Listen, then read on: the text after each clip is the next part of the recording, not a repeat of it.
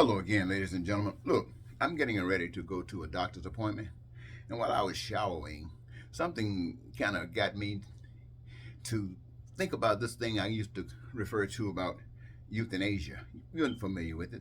Euthanasia is when we talk about you get yourself to a point in life where your life is on a down spiral, and you have perhaps a sickness or a disease that you cannot recover from. You exist as you are passing away. You just exist. But when you get to a point where you don't feel like continuing existing, either because the pain is too great, or you just tired of living, especially since you know you're dying and there's nothing they can do for you, then you can make that decision that you want to leave this earth. And that decision is yours to be made at any time that you make that you want to get out of here, knowing the information that you have. Now, every human being on the face of the earth came here with that right. That's a basic human right to choose to die when you get ready. And the truth of the matter is, nobody really cares about you dying. You know, people love you. They know you got to die. You got to die, die, die, die. But as far as the euthanasia thing goes, really, people don't really care. They came up with some old scheme to say, well, you shouldn't take a person's life. Let God be the one. Man over here on the bed, I'm saying any person, hollering and screaming from some disease. The medication to try to hold back the pain is not sufficient. And you just scrawling and praying. And really, in every cry you're making, you're asking God to take your life. But your body hasn't gotten to the point that it's going to shut off itself. And so there's nothing. These people want you to sit right there. Now, don't ask me. Oh, yes, I can tell you why they want you to sit there. Because sitting there represents something. It represents what they want you to think about death. You see, the main tool, the main hammer, the main point of frustration, what's the word I want to use? The main danger that you are to the system of evil is with truth. And that one of those truths relies on death. Death is an escape. Death is a door open out of this life. It definitely is a door that's open out of this life. Now, we are kind of confined in this life because of the fear of dying.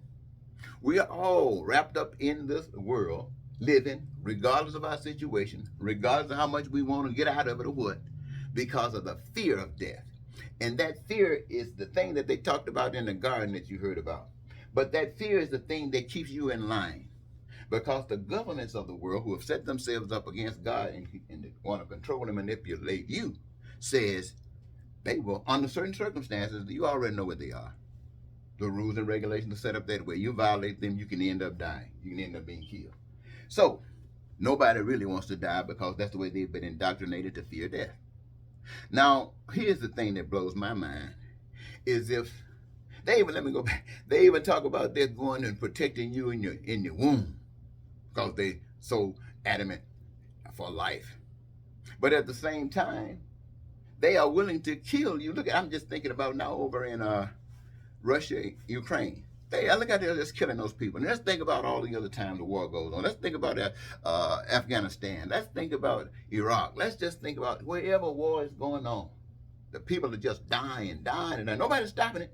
Nobody's saying we got to save these people because they got to live until their last breath. God wants them to live to their last breath. No, they are sending them into battle to kill other folks, not for them to that last breath. They are sending them into battle that can kill them and bring about that last breath. So the fact that let God take that last breath and use a no, that's just phony. See, here's the secret. The world knows, evil knows the great escape that death brings. Every individual has that power. That's power. The world says if they don't keep death at that point where you can't kill, you can't, if you kill yourself, you lose your what, insurance money that you left for the folks to try to have a better life. Ain't that something? Insurance money, not just to bury you, but help somebody else have a better life. So you lose that. So you can't kill yourself. You have to stay here. All of that. Stay here. Stay here. Now, here you are sitting up in this thing. But let's just say, I remember Dr. Kevorkian or whatever his name was, I was thinking just like him. But now me. If human beings say, well, I am not going to go through this pain, I'm just going to take my life. And the people say, well, okay, I agree with that. What happens? After that, old folks are dying and recognizing now that just like people are burning themselves up, they've always been being cremated. But now, because of the situation, economic situation, the cost of being buried, we poor folks are finding it most expedient to just be burned up, throw the dust away. No pain. No, you don't need no pain behind, except they miss you. And that's what a lot of people will probably do continuously in this system. But the point I'm trying to make, ladies and gentlemen, if there is no fear of dying, if a person says, well, I don't want to go this way, then eventually people would just wake up one day and say, whew, I'm just out of living, and go and get a shot and go get out of this world. But when you can do that, there's no more government control. They can't control you. You tell them to go jump the womb, and they can't do anything to you to force you to do a thing. They will not be able to force you to do a thing when you are not afraid of death. So that's their biggest job, to keep you afraid of death.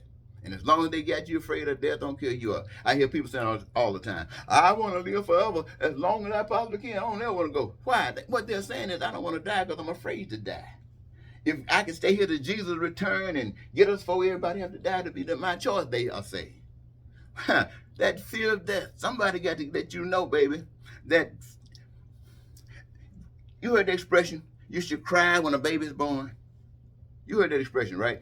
When a baby comes into the world, you should cry because he got hell to go through in this world. But when you get to that point when you say it's over, like I said, my friend Elder Hamilton died here, my friend here in Minnesota. And I guess maybe about a year and a half now, he passed away. And I found myself walking down the street one day and I was thinking about that brother. I said, no, Elder Hamilton, my best friend here in Minnesota. And that joker is gone and got up out of here and left me here. It would seem like a celebration. Elder Hamilton had gotten free. And see, that's what death does to you. It frees you. Now, you don't know what happens after death, so you just scared to death. And that's why another sign you don't know God. So when you walk around scared to die, go sit down and stop trying to tell somebody about God, because you know very, very little. You need to open up your ears a little bit harder, open a little wider, and open up your heart to receive what thus says God. Because, ladies and gentlemen, you'd be surprised how we've been manipulated. So I just wanted to leave that with you before I go to see the doctor. Euthanasia is a key that'll help free you. Just having it doesn't have to mean you got to go die. Just having the freedom to, if you want to. That takes Uncle Sam, that takes Putin, that takes the guy in Russia and China, that takes that killer over there in North Korea. Take them off your back. They don't mean nothing to you. They gonna blow up the world, blow up the world. Free me out of this hell. So forget about this stuff talking about using nuclear weapons. You're just using that as an excuse for doing the right thing. I just want to leave that with you, ladies and gentlemen. Now I'm gonna go over here, talk to the doctor, see what he got to say. And I'll be talking to you probably later on after I get back from the doctor about medication and doctoring and life itself. So beware for those of you. I want to thank those of you because my subscription over the past month has been jumping. I mean, it's not been flying away like people who do some crazy stuff. But it means people have been listening, and not just listening, but wanted to hear more. And I could feel it because the things that I have been saying, I've been saying them for 10 years or more. But for some strange reason, it becomes more obvious because the world is getting so ugly. All around is getting so ugly. So the things that I have been saying and are saying today is just putting a brighter light on it. And people are saying, thank you. And I want to thank you so very much for paying attention. And I definitely want to thank you for subscribing. That means you care. And I would ask, and I won't even ask, because I know you will do what has got to be done through the process of what you are doing. Thank you very much, ladies and gentlemen. Have a very wonderful day. Goodbye.